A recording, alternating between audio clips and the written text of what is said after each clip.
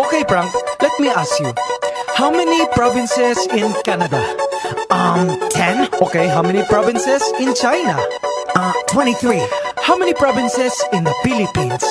I don't know. How many? Believe it or not, 81. Abra, Kalinga, Aurora, Laguna, Maguindanao, Ifugao, Isabela, Aklan and Basilan, Sulu, Biliran, Leyte, Cagayan, Bulacan and Palawan, Batanes, Batangas, Bohol, Guimaras, Agusan del Norte, Agusan del Sur, Capiz, Cavite, Bataan, Masbate, Ilocos Norte, Ilocos Sur, Tadlac, Tawi-Tawi, Cebu, Sarangani, Camarines Norte, Sorsogon, Compostela Valley, Quezon, Zambales, Camarines Sur and Bukidnon, Zamboanga, Sibugay and Del Sur, Albay, Zamboanga del Norte din. There's Pampanga, Nueva Ecija, Nueva Vizcaya and Camiguin. These are the Philippine provinces. Every Pinoy in the world comes from one of them. Mabuhay! These are the Philippine provinces. There are 7,107 islands. Davao Oriental and Occidental, Davao del Sur, Davao del Norte, Negros Oriental and Occidental, Siquijor Mountain, Southern Leyte, South Cotabato, Catanduanes, Sultan Kudarat, Pangasinan, Misamis Oriental, Iloilo, Nogon Samar, and the eastern one, Surigao del Norte and del Sur, Misamis Occidental, Samar, Lanao del Norte and del Sur, Oriental Mindoro and Rizal, Benguet Antique and Marinduque, Dinagat Islands, then Romblon, Quirino Apayao and Cotabato, Occidental Mindoro, La Union.